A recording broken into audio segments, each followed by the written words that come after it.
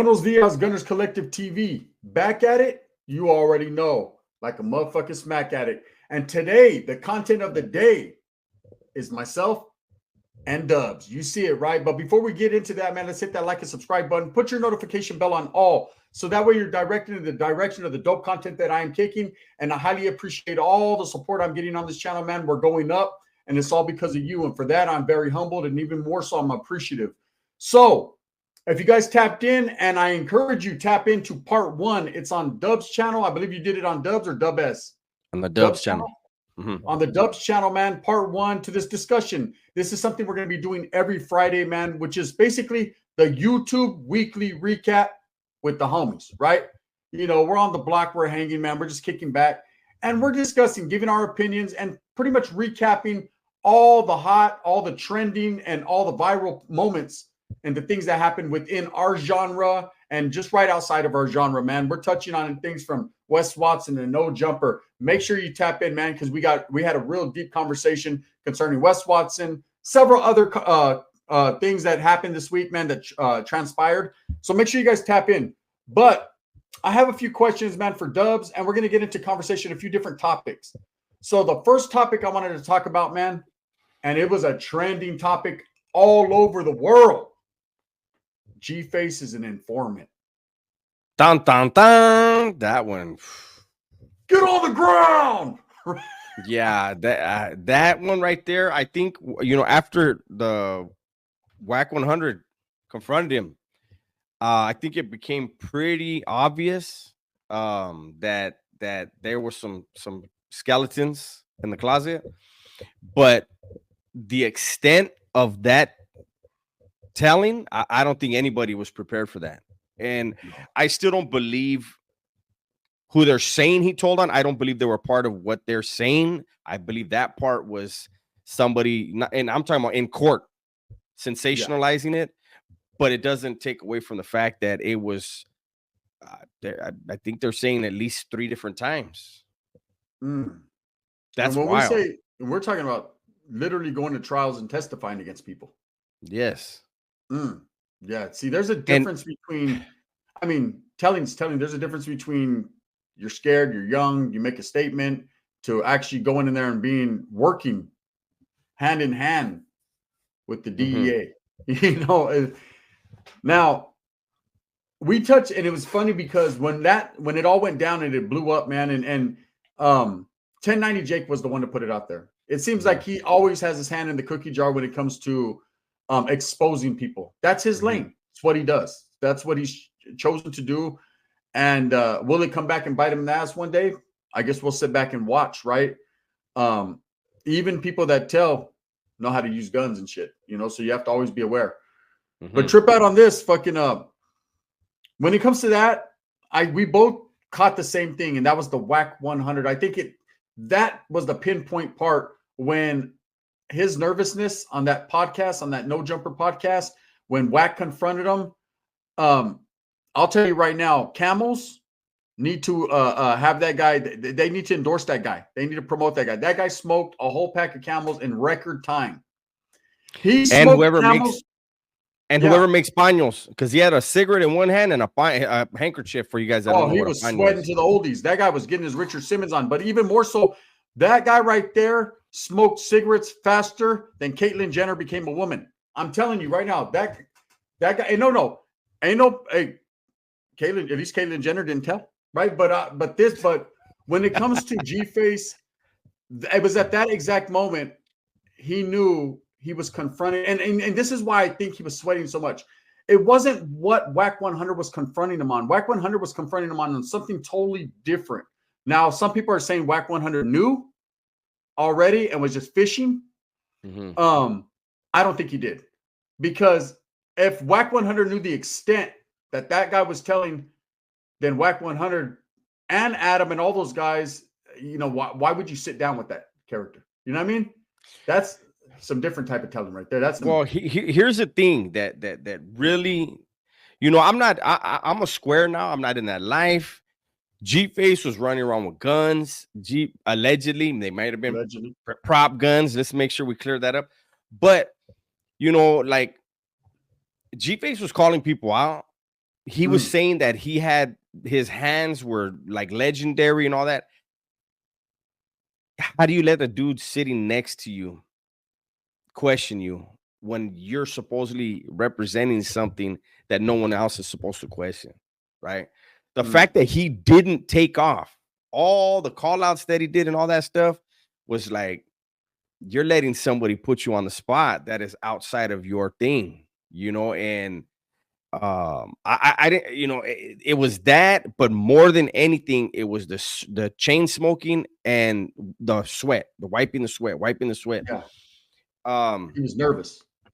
but I have to say it again. I was like, okay, there's that case. That Vatos, they got him on that case, but everything has come out. It's like, how could you have the audacity to get on social media to draw a spotlight to yourself for people to say, is this Vato really that tough?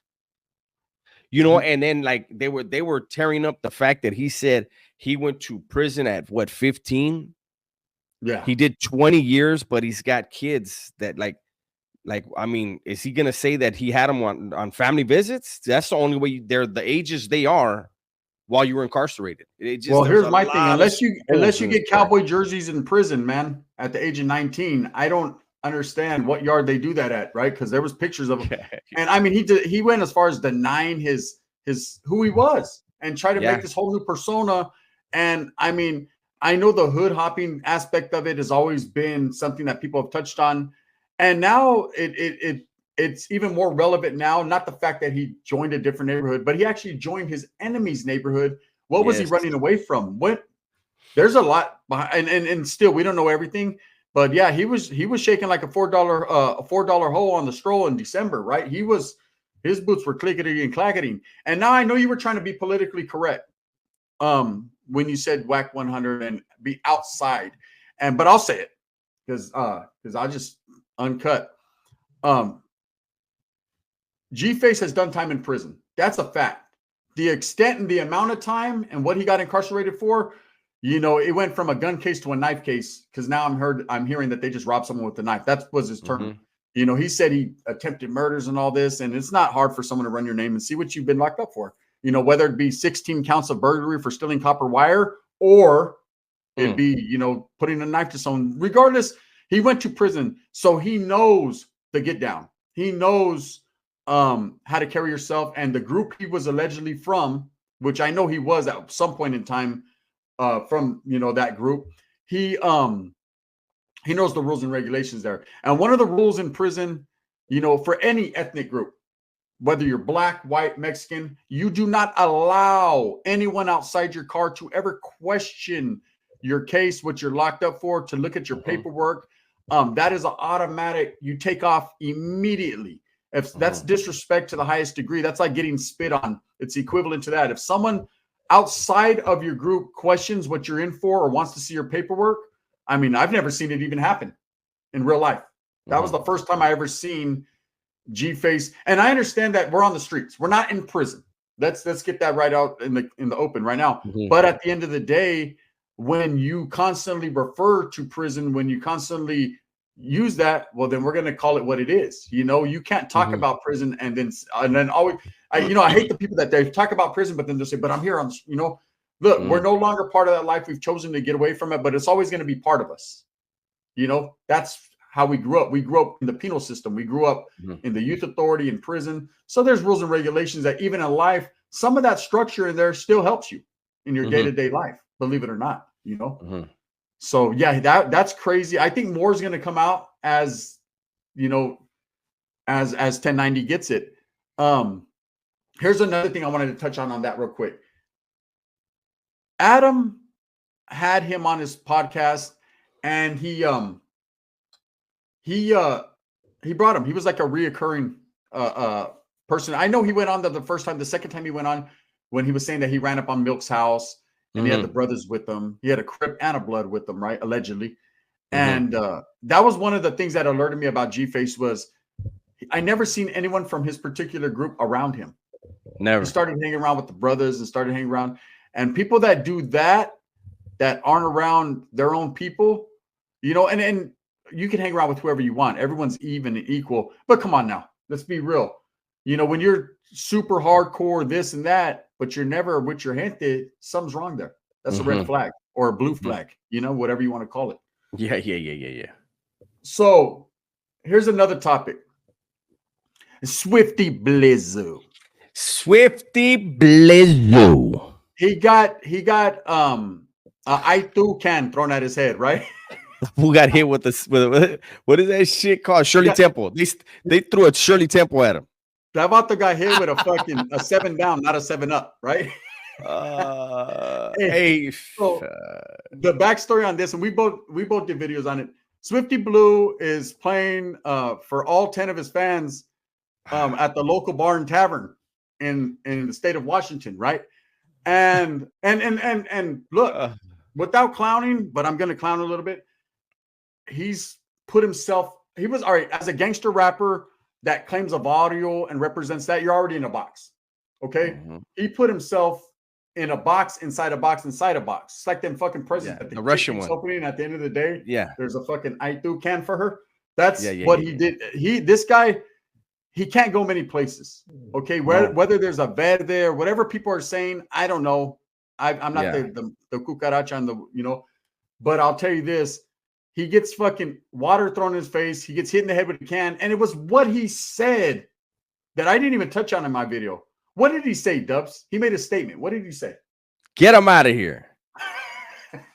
Get him out of here, G-Face. He got a Shirley Temple. I said Diet Sprite in my video. I'm rolling with Shirley Temple. This not even a Roy Rogers. They threw a Shirley Temple in his face, and he was like, he giggled, and then they threw the can at him like, the fuck you giggling about, stupid? And he was like, get him out of here. Like, homie, when you see what people's first instincts are, you know what they're used to. Do you know what I'm saying? And his was to giggle. His was to giggle and then say, book him down. Yeah, and then he called in security. Get him out of here. So here's my thing, and it's something we touched on in part 1. So make sure you guys, if you haven't tapped into Dub's channel, make sure you tap in because it's something we touched on in part 1, and it also goes for this topic. Is people quick to put every bit of information out there about this particular incident? They did the same thing with the Norby's incident. I understand. You get some hot content, something someone else doesn't have. Your first instinct is, oh shit, I got a viral video here or a good video. And that's cool. There's ways to do that. When you're a content creator, you could say a whole lot without saying too much. I learned that along the lines, right? That sometimes you have to refrain from mentioning certain things and certain people out of respect, but also more so just out of some type of moral obligation to what you do here and for your safety and security, because you never know who's you're disrespecting or doesn't take a liking to it. But there was it got put out there, man, and it got put out there that these guys were from an alleged barrio, a very well-known barrio. Yeah. And they actually showed the guys' faces on camera. They showed the whole incident. So again, man, are they that shit is I swear the comments are full of the toughest vatos, and I'm only talking about the vatos trolling in the comments, right? How is it that people like this? I can't wrap my head around it. I just don't understand how, like, they want to be the first one to say what neighborhood it was, and there's times where I wonder if it's somebody from that same neighborhood doing it because they think that gives their neighborhood shine. It throwing a drink on somebody, it doesn't make, like, you did that, Holmes, yeah, boom. But I would be like, fool, don't be saying my neighborhood, Holmes. I wasn't even on that. I just don't like the bottle. You know what I'm saying? Yeah. But I don't know, Holmes. It's just crazy. It's just crazy. So here's a topic I wanted to touch on, and maybe you could elaborate if this has ever happened to you. I know it has lightweight as far as in the comments, since we're talking about in the comments. I got warned. I did a video about it. Yeah. You have been warned, right? And I was warned by a couple youngsters. One real young, right? One, he had the Wes Watson diaper on. 21-year-old kid, never been to prison. I actually started giving him some clecha later on in the conversation after he threatened me, right? And didn't threaten my life or to do physical harm. It was an idle threat. or else what? Or else, right? Okay. Mm. That I was choosing and picking sides in the lefty gunplay lazy boy battle, this rap, because I said that I thought Lefty Gunplay's song sucked, right? But I also Mhm. said I thought Lazy Boy sucked as well. You Mhm. know, who didn't have the gag reflex? I don't know, right? That's on them. But I'll say the songs both sucked. To me, personal Mhm. opinion. I'm not saying them as men suck. I'm not saying their rap style sucks. I'm saying them particular songs, just like you said in your video. When you do a diss song, man, you got to fucking put it down. That got to be your Yeah. Picasso right there. That's got to be Yeah. your shit. You know what I mean? Yeah. Because if not, you're basically dissing yourself. You Mhm. know. So did you hear about it? Have you been warned? Has anyone got? They got. I mean, they were like, Oh, I'm "You better sure they stop picking warned sides." me. Yeah, yeah. I don't know if it was that, but I'm sure I've been warned in the comments about. Oh, I mean, fuck. I was a week ago. I was supposedly a racist. I know. Did you have you took your hood off yet? You're That was the you're just wearing, fucking weirdest shit ever. you're just wearing the The pointed hood story for a week. that they said it was a story where I was against what was going on, but somehow I was the bad guy. I was like, fuck, people Eh, don't listen. So yeah, the comments are, look, it's 99% positive. Yeah, It's that 1% that, but luckily, and I want to encourage this since we're talking about it, I want to encourage this. Luckily, there's other people in the comments that'll get on them. Like, hey, why don't you just bounce? If this is not your cup of tea, bounce. Or mhm, people will correct what they're saying. I appreciate that because this is my thing. I don't care when trolls troll.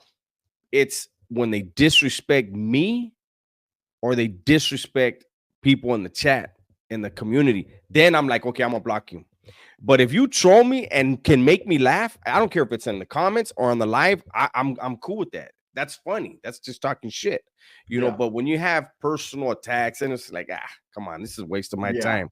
But yeah, I mean, I can't think off the top of my head, but I'm sure they got on me about the recent one is the only thing that pops into my yeah, head. yeah. With me, it was more so your true colors are coming out, gun. Oh yeah, Um, that's a good one. and I said, well, what brown? That's all I Yeah, yeah, can yeah. be. That's That's a all. good one. Yeah, your true colors are coming out. You are showing your roots. I said, I'm always going to be from where I'm from. Hey, what about look at look Always. at look at Yeah. this is the just going back to what you asked me. This was my Mhm. favorite.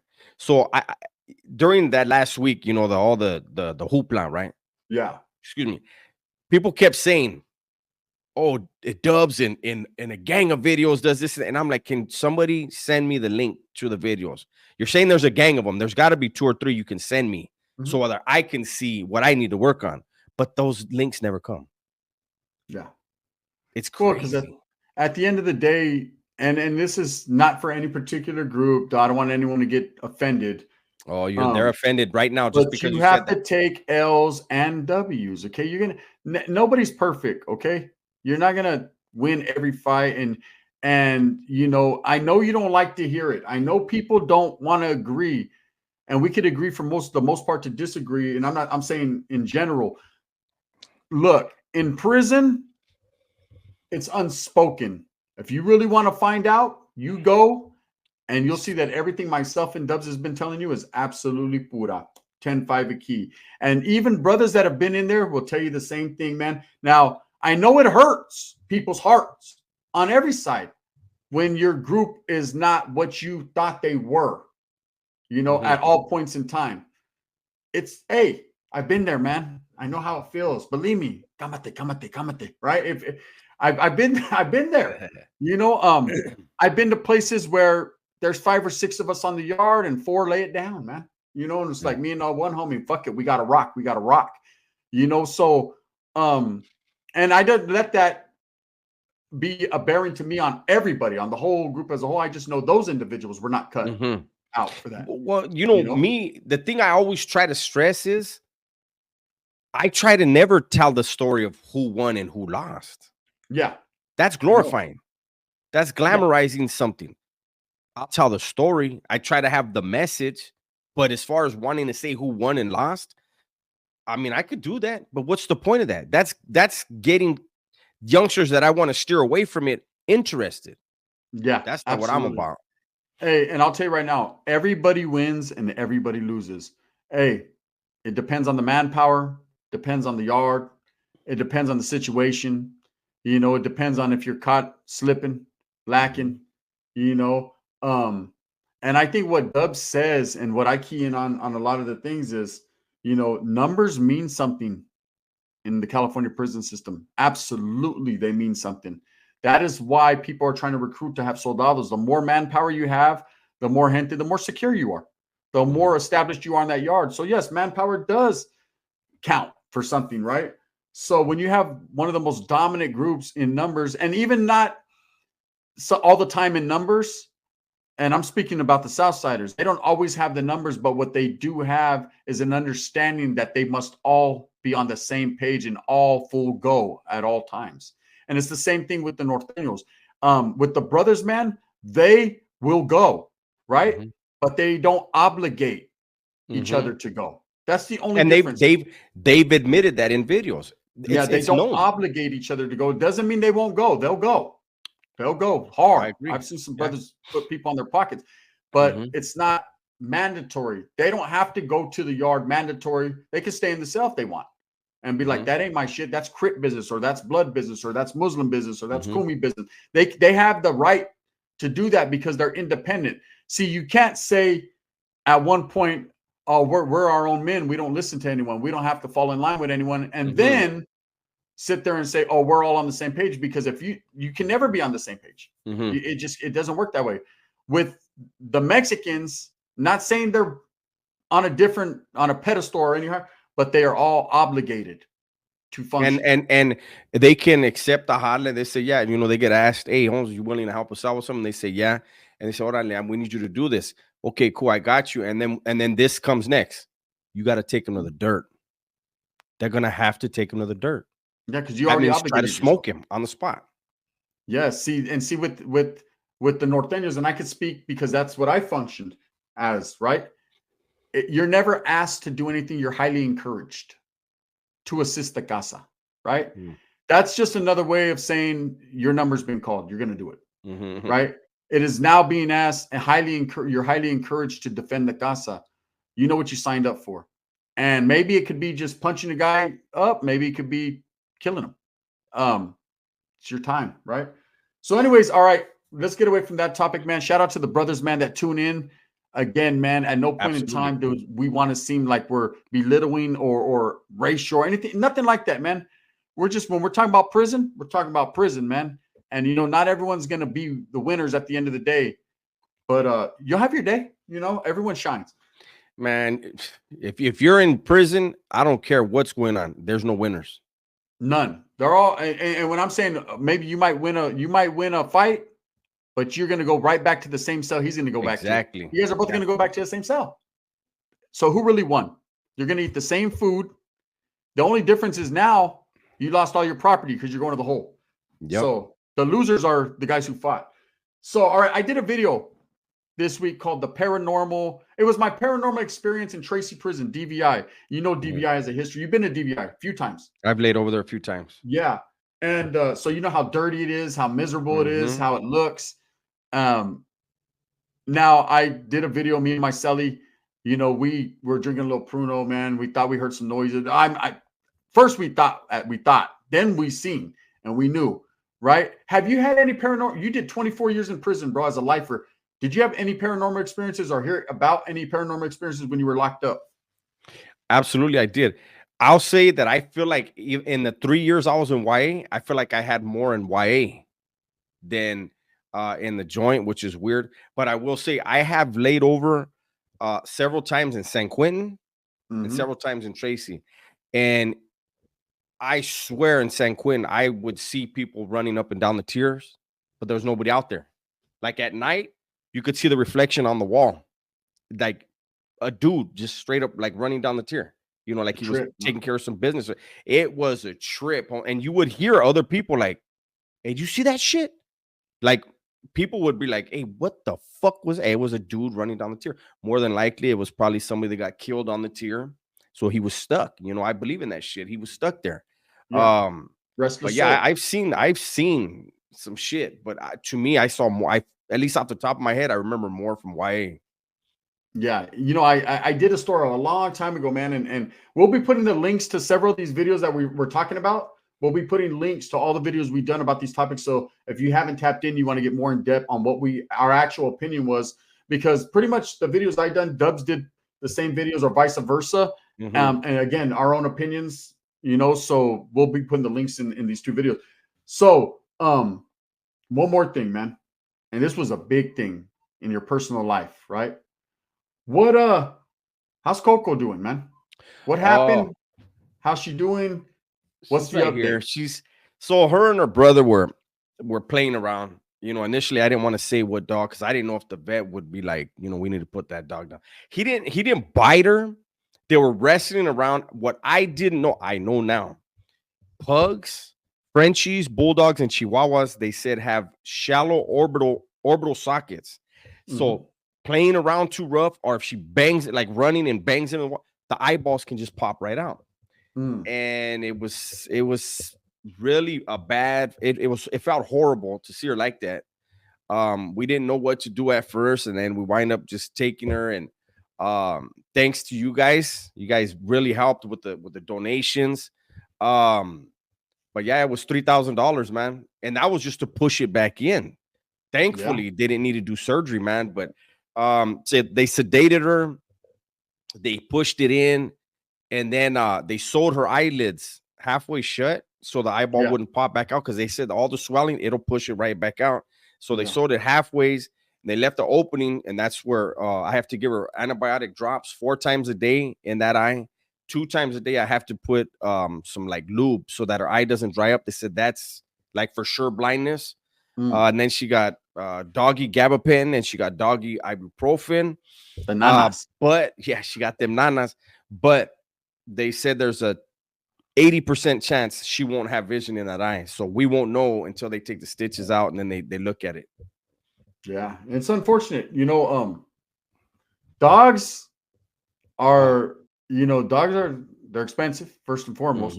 But even more so than that, once you become attached and bonded with them, it's like a member of the family, and they prey on that. They know that these veterinarians know that, and they know that, dog is a man's best friend. And once you become best friends, you don't want to, and this is the cool part about it, man, because I've been faced with the same thing before, where they're like, you either pay or we'll put it down, and you'll pay for that too.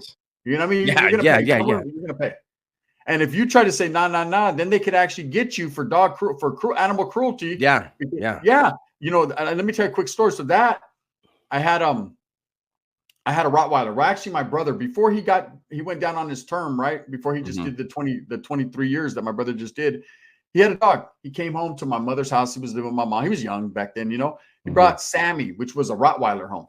It had been given to him, full-bred Rottweiler, by one of his friends. And he ends up catching his case like a year later and going to prison, right? Catching his case, which was the fucking attempted murders and all the home invasions and all that. So he's gone. And so my stepfather takes the dog in, and it becomes his dog. And so one day, the kids that live next door, they used to throw rocks and play, and because he was a big vicious dog. And one day, my stepdad comes out and he sees a bump on the dog's head. And he thinks, the damn kids threw a rock and hit him in the head.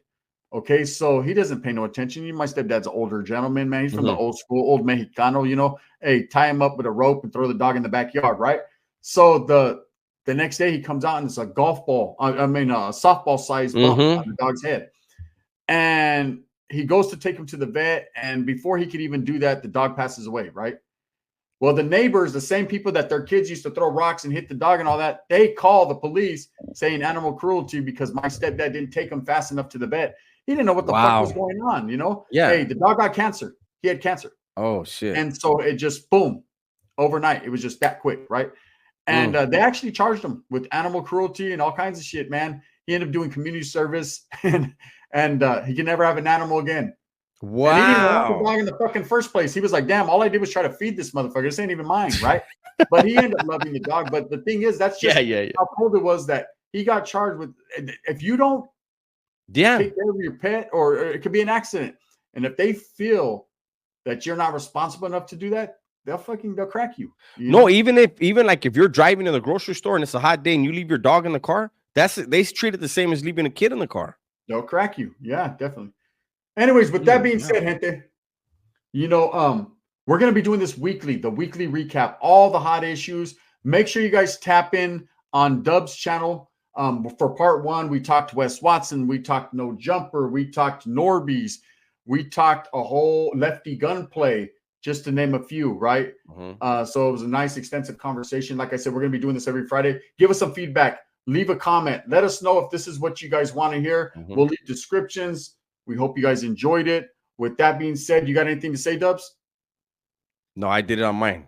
You guys are okay. Good. With that being said, I'll move smooth with a purpose. Get everything that you want coming. And remember, at the end of the day, it's all about the struggle to strive, the strive to struggle. I'm going to continue to do what I does, man, and bring you the best possible entertainment I can in video form right here on YouTube, man. I appreciate you. Make sure you tap into the Collective Clips, the Dubs channel, the Dubs channel, Gunners Collective TV. We're going to be bringing you hot content all week, man. With that being said, I appreciate you guys. Bang, bang. Thank you, guys. Thank you.